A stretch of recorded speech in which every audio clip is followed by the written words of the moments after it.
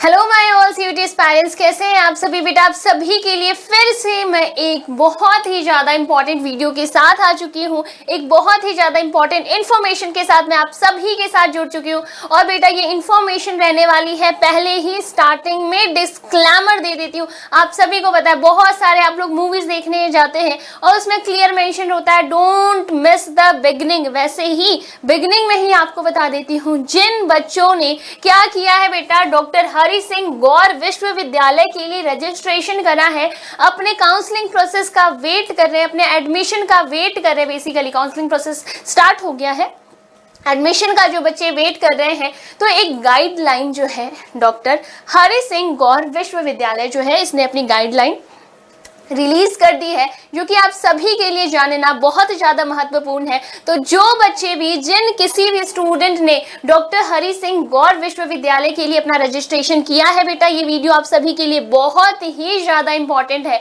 और वो स्टूडेंट जो कि आने वाले टाइम यानी कि 26 CUET का पेपर देने वाले हैं और वो अच्छी अच्छी यूनिवर्सिटीज़ के बारे में जानना चाह रहे, कौन कौन सी बेहतर यूनिवर्सिटी है जहाँ की हम अप्लाई कर सकते हैं मैम, उन सभी के लिए भी ये वीडियो है बेटा। तो आप सभी बच्चे बिल्कुल क्लास के साथ जुड़े रहिए। और आप लोगों ने अगर अभी तक चैनल को सब्सक्राइब नहीं करा then do subscribe the channel. और क्या करना है, अपने दोस्तों के साथ में शेयर कर दो। क्या पता आपके किसी फ्रेंड ने गौर यूनिवर्सिटी जो है, डॉक्टर हरि सिंह गौर यूनिवर्सिटी विश्वविद्यालय के लिए रजिस्ट्रेशन करा है, तो उनको हर एक चीज स्टार्टिंग टू एंडिंग सब कुछ यहाँ पे पता चल जाएगा। तो विदाउट वेस्टिंग एनी टाइम एक बार डिस्कस कर लेते हैं, क्या है ये नोटिस, क्या है ये गाइडलाइन, क्या क्या चीजें रहने वाली है, आपको किन बातों का ध्यान रखना है, कहाँ पे कितना आपका कट ऑफ जाने वाला है। तो एकदम स्टार्टिंग टू एंडिंग एकदम आराम से, धीरे से, पेशेंटली बेटा पूरा का पूरा सेशन वॉच करना है, बहुत इंफॉर्मेटिव है। ठीक है, चलिए बात कर लेते हैं हम लोग इस गाइडलाइन की।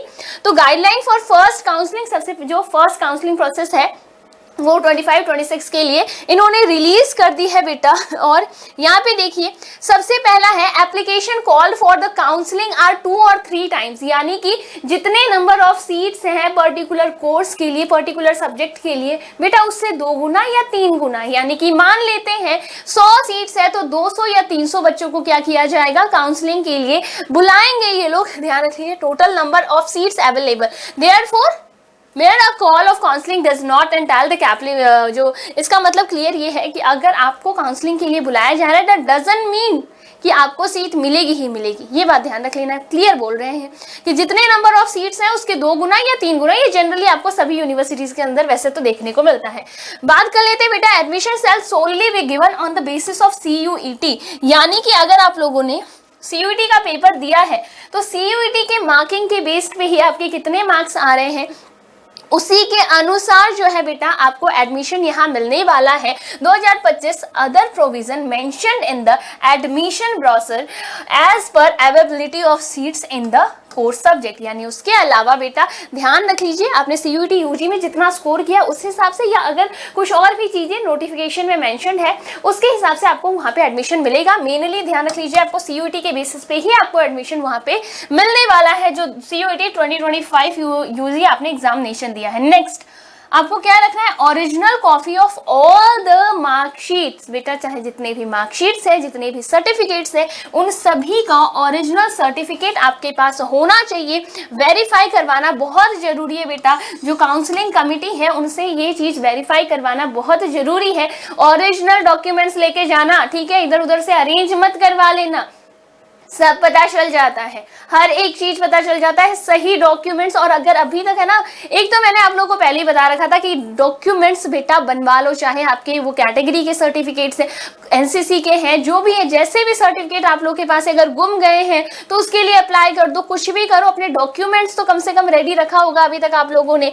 अब आगे बात करते हैं, 4th पॉइंट के अंदर मेंशन है after counselling a list of admitted applicants in each programme, अलग अलग प्रोग्राम में कितने बच्चों को एडमिशन मिला है उसकी लिस्ट आएगी। और ये जो है बेटा एडमिशन सेल इन प्रिस्क्राइब्ड परफॉर्मा के अंदर जो है hard copy soft copy both के अंदर आपको ये मिल जाएगा। नेक्स्ट बात कर लेते हैं, the concern dean of school is competent authority of admit applicants as per the instruction, यानी कि जो डीन है वही रेस्पॉन्सिबल होगा इन सारी चीजों का ध्यान रख लीजिएगा। The reservation policy of the government of India which is given the admission process shall be followed, यानी कि जो रिजर्वेशन प्रोसेस है, आपको पता है कुछ कैटेगरीज के अंदर रिजर्वेशन मिल जाता है आपके, चाहे ईडब्ल्यूएस है, SC, ST, OBC, non creamy layer, इनके जो एडमिशन का प्रोसेस है, इनका जो रिजर्वेशन क्राइटेरिया वैसा ही रहने वाला है बेटा, जैसा कि क्या है गवर्नमेंट ऑफ इंडिया ने फिक्स करा है। उसके अलावा बेटा जो सीयूईटी जो है ना, सीयूईटी की बात कर लेते हैं, आपके मार्किंग के अकॉर्डिंग आपका कितना कट ऑफ जाएगा उसके हिसाब से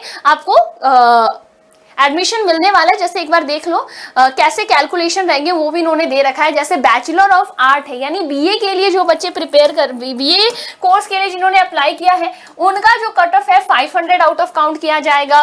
वैसे ही बीएफए के लिए 750 में से काउंट किया जाएगा, बीकॉम के लिए 750 में से, बीबीए का बेटा 750 है, बीएससी साइंस अगर बात करें बेटा 750। इसी तरीके से अगर हम देखें बी फार्मा है, मैथ्स ग्रुप है, इसमें 1000 ऑलमोस्ट बाकी आपको देखने को मिल जाएंगे। बीए एलएलबी है बेटा, इसका 500 में काउंट होगा, बाकी आपके 750 ही दिख रहे हैं। और bachelor of art English literature honours की बात कर लेते हैं, इसका भी जो टोटल मार्क्स है वो 500 में से काउंट किया जाएगा। समझ में आ गया? चलिए आगे और बात कर लेते हैं और क्या क्या गाइडलाइंस है हम लोगों के पास यहाँ पे। देखो बेटा और कुछ इंपॉर्टेंट पॉइंट्स है जो कि आपको ध्यान में रखना है, जैसे कि देयर इज 5% हॉरिजेंटल रिजर्वेशन, जो कि फिजिकली चैलेंज है उनके लिए 5% का क्लियर जो है रिजर्वेशन उनको मिल जाएगा।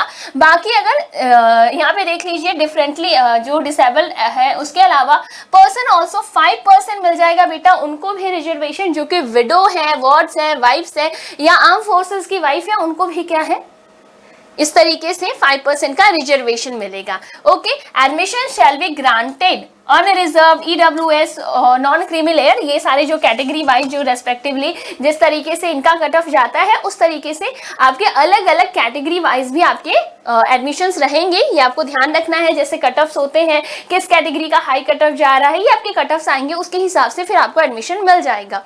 ओके, नेक्स्ट बात करते हैं admit applicants as per category wise distribution of seat chart prepared by admission cell. Admission cell जो है ये पूरी चार्ट प्रिपेयर करेगी और आपको फाइनल पता चल जाएगा कि आपका एडमिशन हुआ है या आपका एडमिशन नहीं हुआ है। ये प्रॉपर गाइडलाइन जो है वो डॉक्टर हरि सिंह विश्वविद्यालय बेटा इस गाइडलाइन को फॉलो करने वाली है। एक और बात कर लेते हैं, ओबीसी कैटेगरी के जो एप्लीकेंट्स हैं जो कि क्रीमी लेयर से बिलोंग करते हैं will be treated as general applicants, यानी कि बेटा जो कि creamy layer, non creamy layer नहीं, जो कि क्रीमी लेयर से बिलोंग करते हैं उनको जनरल की तरह ही क्या किया जाएगा, उनको काउंट किया जाएगा। सिर्फ और सिर्फ जो नॉन क्रीमी लेयर के जो कैंडिडेट्स हैं उनको ही रिजर्वेशन का बेनिफिट मिलने वाला है, ध्यान रख लीजिएगा। नॉन क्रीमी लेयर के जो स्टूडेंट्स हैं सिर्फ उन्हें ही बेनिफिट्स मिलेगा, ये भी याद रख लीजिएगा। रिजर्वेशन का बेनिफिट सिर्फ नॉन क्रीमी लेयर्स को, क्रीमी लेयर्स वाले ओबीसी कैटेगरी वाले बच्चों को नहीं मिलने वाला है। Okay, now we have one more point, एक और बहुत इंपॉर्टेंट पॉइंट है बेटा, यहां आ जाइए।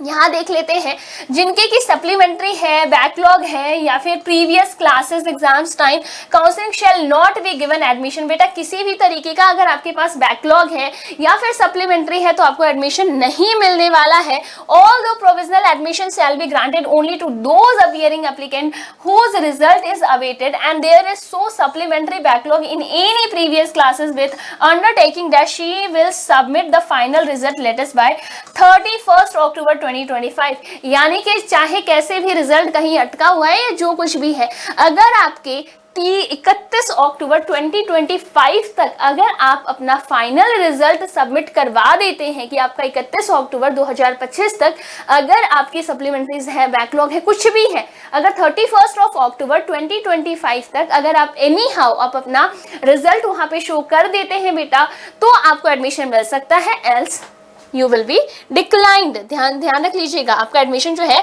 वो डिक्लाइन हो जाएगा। ठीक है, ओके। अब और कुछ बातें कर लेते हैं जो मैं हमेशा कहती हूँ, अगर अभी तक एनसीसी है तब तो बहुत अच्छी बात है, नहीं तो कम से कम कॉलेज में जाने के बाद तो एनसीसी अपने पास रख लेना। एनसीसी की बहुत अच्छा रोल प्ले करता है बेटा, आगे आपके गवर्नमेंट एग्जाम्स में भी आपका बहुत ज्यादा हेल्प करेगा। यहाँ देख लेते हैं बेटा, at the time of admission SC ST OBC non creamy layer है, EWS एप्लीकेंट, इन सभी को अपना वैलिड इनकम टैक्स जो सर्टिफिकेट है वो सबमिट करवाना बहुत जरूरी है। EWS category certificate should be latest, बहुत सबसे ज्यादा लेटेस्ट, यानी 25-26 वाला फाइनेंशियल ईयर 25-26 का आपके पास क्या होना चाहिए, इनकम टैक्स का जो सर्टिफिकेट है वो बना हुआ होना चाहिए। If income tax certificate is not latest, यानी सबसे लेटेस्ट वाला नहीं है, undertaking may be given by the applicant, applicant को एक अंडरटेकिंग लिख के साइन करके सबमिट करवाना पड़ेगा कि वो 31 अक्टूबर 2025 से पहले तक हम एनी हाउ ये जो इनकम टैक्स सर्टिफिकेट है वो सबमिट करवा देंगे 25-26 फाइनेंशियल ईयर वाला। ध्यान रखिए बेटा, अगर 31 अक्टूबर आपके बाद आपका एडमिशन कैंसिल हो सकता है, बहुत चांसेस है। मे बी अगर आपको अभी एडमिशन मिल गया बट अगर तब तक भी आपने डॉक्यूमेंट सारे नहीं सबमिट कराए तो तब भी वो आपका जो एडमिशन है वो आपको कैंसिल कर सकते हैं, ध्यान रख लीजिएगा। तो अगर अभी भी नहीं है तो 31 अक्टूबर तक आप लोग अपना जो भी आपकी चीजें बाकी है वो आप तब तक सबमिट करा सकते हैं, ठीक है, ध्यान रख लेना। उसके अलावा बात कर लेते हैं एनसीसी या एनएसएस के जो कैडेट्स हैं, जो स्टूडेंट्स हैं, बेसिकली कैडेट्स हैं, इनको क्या फायदा होने वाला है। बेटा ध्यान रख लो, आप अगर एनसीसी से हैं तो ध्यान रख लीजिएगा एनसीसी के जो मार्क्स हैं वो बिल्कुल काउंट किए जाते हैं यूजी एडमिशन प्रोसेस के अंदर, बिल्कुल एनसीसी के मार्क्स काउंट किए जाते हैं। टोटल मैक्सिमम मार्क्स का ये लिस्ट आपको यहाँ देखने को मिल रहा है। वैसे अगर हम लोग एनसीसी की बात करें ना तो जैसे एनसीसी का आपको पता है ए, बी और सी सर्टिफिकेट्स होता है, तो ए सर्टिफिकेट वालों को 3% का रिलैक्सेशन मिल जाता है, बी सर्टिफिकेट वालों को 4% का और सी सर्टिफिकेट वालों का 5% का। और ध्यान रख लीजिएगा सबसे हाईएस्ट जो सर्टिफिकेट है उसी को काउंट किया जाता है। यानी अब जैसे कि मान लो आपके पास ए, बी, सी तीनों सर्टिफिकेट है, अब तीनों सर्टिफिकेट्स में से आपके ए में तो बहुत अच्छे मार्क्स आए हैं, सी में नहीं आए हैं, फिर भी आपका सी वाले मार्क्स के अकॉर्डिंग ही आपको रिजर्वेशन जो है वो आपका काउंट किया जाएगा। ध्यान रख लीजिएगा, इस पॉइंट को भी बिल्कुल आपको ध्यान रखना है। ये देखो जैसे यहाँ पे आपके पास मेंशन है कि ए, बी और ये सी, ये तीन हमारे पास सर्टिफिकेट है एनसीसी के, ये तीनों सर्टिफिकेट्स होते हैं और ए सर्टिफिकेट जिनके पास है उनको 3% का रिलैक्सेशन मिल जाएगा, जो बी सर्टिफिकेट है उनके पास 4% का और जो सी सर्टिफिकेट वाले हैं उनको 5% का रिलैक्सेशन मिल जाएगा बेटा सीयूईटी के अंदर। बिल्कुल ध्यान रख लीजिएगा, ये यूजी एडमिशन प्रोसेस के अंदर आपको ये रिलैक्सेशन यहाँ पे मिल रहा है, याद रख लीजिएगा। उसके अलावा एनएसएस के जो बच्चे हैं उनको क्या रहने वाला है, 2% बेटा, 2% ऑफ टोटल मैक्सिमम मार्क्स जो सीयूईटी यूजी में आपके जो टोटल मार्क्स आए हैं, ठीक है, यानी वही 2% का आपको क्या मिलने वाला है, रिलैक्सेशन। यहाँ भी आपके सीयूईटी का ही 2%, 5% था, यहाँ पे आपके सीयूईटी का ही 2% आपको मार्क्स मिलने वाला है। आगे बात कर लेते हैं, if she he proceeded certificate for attended to 10 days camp, अगर आपने 10 दिन का कैंप किया है, 1 नेशनल इंटीग्रेशन कैंप किया है या वो दोनों ही आपने अटेंड किया है, तो बिल्कुल मैं हमेशा कहती हूँ बेटा एनसीसी है, एनएसएस है, इनको हमेशा ज्वाइन करना बहुत ज़रूरी होता है, बहुत हेल्पफुल होता है। मैं तो सभी को सजेस्ट करती हूँ बेटा, ये आपके गवर्नमेंट एग्जाम्स कहीं भी आप है ना गवर्नमेंट ऑथराइज सेंट्रल लेवल चीज़ों में जाते हो ना, वहाँ पे इनका एनसीसी का तो 5% होता ही होता है, एनएसएस का होता ही होता है। तो आप करना, अगर अभी तक भी इसके पार्ट नहीं हो तो यूनिवर्सिटी में एडमिशन के बाद आप लोग कर लेना ताकि गवर्नमेंट एग्जाम्स में काम आए, और जो अभी से परस्यू कर रहे हैं उनके लिए तो वेल एंड गुड है। बाकी this is all for the session. I hope आपको डॉक्टर हरि सिंह जो ये विश्वविद्यालय है बेटा, गौर विश्वविद्यालय, इससे रिलेटेड आपके जितने भी डाउट्स होंगे वो आई थिंक आपका क्लियर हो गया होगा। और हाँ, अगर आप में से किसी बच्चे को ये डाउनलोड करना है बेटा, बहुत सिंपल प्रोसेस है। आपको करना क्या है, ध्यान रख लो, यहाँ पे देखो आपको टाइप क्या करना है, डॉक्टर हरि सिंह गौर विश्वविद्यालय, इसको ओपन करना है। यहाँ पे आपके पास काफी सारे लिंक ओपन होंगे, इसमें आप लोग अनाउंसमेंट एंड नोटिस में चले जाना। अनाउंसमेंट एंड नोटिस वाले पे जैसे ही आप क्लिक करोगे ना बेटा, यहाँ पे आपको दिखेगा एक, यहाँ पे guidelines for first counselling of UG programme 2025, यहाँ पे आपको अनाउंसमेंट्स में दिख रहा होगा। यहाँ पे जैसे ही आप टैप करेंगे, यहाँ पे एक डाउनलोड का एक लिंक ओपन हो जाएगा। इस लिंक को जैसे ही आप ओपन करोगे, ठीक है, इस डाउनलोड का लिंक ओपन करते ही ये पूरी की पूरी नोटिस आपके सामने एज इट इज ओपन हो जाएगी, ठीक है। आई होप आप लोगों को सारी चीजें जो है यहाँ से रिलेटेड आपको समझ में आ गया होगा। जितना कुछ भी है बेटा किसको क्या फायदा रहने वाला है, वो सब कुछ यहाँ पे मेंशन्ड है। ओके, मैंने सारे पॉइंट्स आई थिंक आपको एक्सप्लेन कर ही दिए। चलो एक दो पॉइंट और रह गया, वो भी देख लेते हैं। टोटल स्कोर कैसे कैलकुलेट किया जाएगा वो भी बात कर लेते हैं बेटा। टोटल स्कोर जो है वो सीयूईटी यूजी का स्कोर है, वेटेज जो आपका एनसीसी या एनएसएस में आपने स्कोर किया है उसे भी साथ में काउंट करके आपका फाइनल एडमिशन रहेगा। The application for cancellation of admission and refund of fee in the prescribed format must be indicate the date of receipt duly complete or all respect endorsed the concerned deal shall be forwarded to admission cell। यानी जितनी भी चीजें हैं आपको admission cell पे submit करवानी है। For equal CUET score of 2, अगर दो जनों के सेम स्कोर बना है बेटा तो हायर, जो 12th स्टैंडर्ड में जिस बच्चे का ज्यादा मार्क्स आया है उसको प्रायोरिटी दी जाएगी। If a equal then higher in age, यानी कि अगर 12th में मान लो सीयूटी में भी बराबर मार्क्स है और 12th में भी दोनों के बराबर परसेंट आया है, फिर जिसकी एज ज्यादा होगी उसे प्रेफरेंस दिया जाएगा। अब बहुत बच्चे कहेंगे मैम अगर एज भी बराबर आ गया तो देखते हैं क्या होता है, तब शायद अल्फाबेटिक ऑर्डर में देख लेंगे।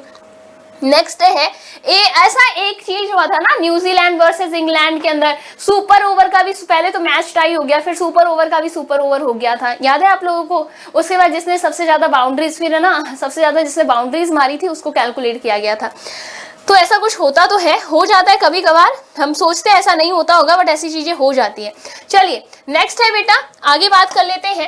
एज रेस्ट्रिक्शन जो एप्लीकेशन का है यूजी एडमिशन ब्राउजर आपको उसके अंदर गिवन है। No undertaking is allowed for categories EWS, SC, ST और के लिए कोई भी अंडरटेकिंग अलाउड नहीं है कि आप अंडरटेकिंग जो है आपको देना पड़ेगा। Undertaking for not being the same central format में be exceptionally allowed. Okay, no case related to admission cell will be referred and admission cell. ये आपके उतना ज्यादा काम का उतना नहीं है बट हाँ ठीक है, एक बार आप लोग की पूरी पीडीएफ आप लोग देख लीजिएगा, दिस इज वेरी इंपॉर्टेंट, इसके गो थ्रू कीजिएगा बेटा। यहाँ से स्टिल अगर आपको कोई क्वेरी है यहाँ से रिलेटेड कमेंट सेक्शन में ड्रॉप जरूर करना।